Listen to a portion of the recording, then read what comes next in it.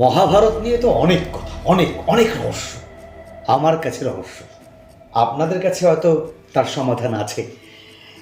যেমন ধরুন, কুরুক্ষেত্রের পরবর্তীকালে যখন অশ্বত্থামা মহামুনি ব্যাসদেবের আশ্রমে গিয়ে প্রায়শ্চিত্ত করতে চান যে আমি তো পাণ্ডবদের মেরে ফেলেছি, তিনি ভেবেছিলেন পাণ্ডবদের মেরে ফেলেছেন, তো আমার প্রায়শ্চিত্ত কি আছে, অনেক ভুল ত্রুটি হয়েছে। তখন মহামুনি ব্যাসদেব জানান যে না, তুমি পাণ্ডবদের মারতে পারোনি, পাণ্ডবরা জীবিত আছে। সেই সময় পাণ্ডবরাও সেই মহামুনি ব্যাসদেবের আশ্রমে উপস্থিত হয়। যাই হোক, সেখানে একটা বাগবিতণ্ডা হয়। বাগবিতণ্ডার মধ্যে অর্জুন এবং অশ্বত্থামা পরস্পরের মুখোমুখি হয় এবং গান্ডীব হাতে নেন অর্জুন, ওদিকে অশ্বত্থামাও তার অস্ত্র হাতে নেন। কেউ কারোর থেকে কম যান না। কাজে মহামুনি ব্যাসদেবের সামনেই অশ্বত্থামা এই পঞ্চপাণ্ডবকে ধ্বংস করার জন্য ব্রহ্মাস্ত্র তুলে নেন এবং ব্রহ্মাস্ত্র প্রয়োগ করেন। সেই সময় শ্রীকৃষ্ণ তখন অর্জুন বা পাণ্ডবদের সঙ্গে ছিলেন।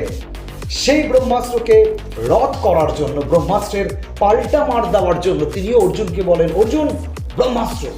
অর্জুনও তৎক্ষণাৎ তার গান্ডীবে ব্রহ্মাস্ত্র তুলে নিয়ে ছুড়ে দেন অশ্বত্থামার থেকে। দুটো ব্রহ্মাস্ত্র পরস্পরের দিকে এগিয়ে আসতে থাকে।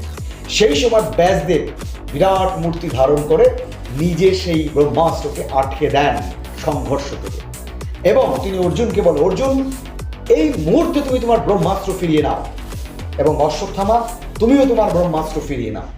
কারণ এই ব্রহ্মাস্ত্র যদি প্রয়োগ হয়, ব্রহ্মাস্ত্র যদি পরস্পরের সঙ্গে ধাক্কা খায়, বা ব্রহ্মাস্ত্র যদি এই ভূপৃষ্ঠে পড়ে, তাহলে ভয়ঙ্কর ঘটনা ঘটে যাবে এবং সৃষ্টি রসাতলে চলে যাবে, সমস্ত সংসার ধ্বংস হয়ে যাবে মুহূর্তের মধ্যে।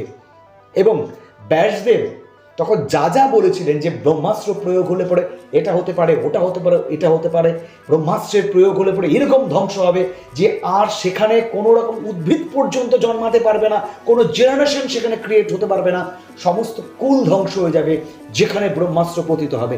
ব্রহ্মাস্ত্র কোনো একজনকে মারার জন্য অস্ত্র নয়। যা যা ব্রহ্মাস্ত্র প্রয়োগের ফলাফল বলেছিলেন ব্যাসদেব ওই মুহূর্তে, সেটা কিন্তু ঘটেছিল।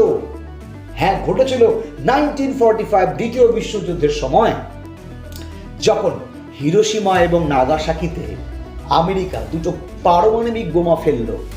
সবাই জানি আমরা এটা, তাই না? একটা ফ্যাটম্যান আর একটা হচ্ছে লিটিল বয়। ফ্যাটম্যান এবং লিটিল বয়, এই দুটো পারমাণবিক বোমা যখন জাপানের হিরোশিমা এবং নাগাসাকিতে পড়লো, তখন যে ভয়ঙ্কর ধ্বংসলীলা সম্পন্ন হলো, ব্যাসদেব যা যা বলেছিলেন অনেকটাই তার সঙ্গে মিলে যায়। পড়েছিলাম, সিরিয়ালেও দেখেছিলাম এই ঘটনাটা। ভুলও হতে পারি, কারণ মহাভারত নিয়ে বলার ধৃষ্টতা করাই খুব মুশকিল। যদি ভুল হয় ক্ষমা করবে, কিন্তু যতটুকুন পড়েছিলাম, যতটুকুন জেনেছি, এটাই হয়েছিল। কি করে জানলেন ব্যাসদেব যে এই ব্রহ্মাস্ত্র প্রয়োগের ফল এরকম হতে পারে? এবং সেটা ঘটলো এই 1945-এ ঘটলো। দ্রাপর যুগ যে সময়ে ব্যাসদেব ফোরকাস্ট করেছিলেন সেটা ঘটলো, মোটামুটি এক্স্যাক্ট মিলে গেল। হাও রহস্য, আমার কাছে রহস্য, আপনার কাছে নাও হতে পারে। উত্তর জানলে অবশ্যই কমেন্টে জানাবেন। এরকম প্রচুর প্রচুর প্রচুর রহস্য আছে।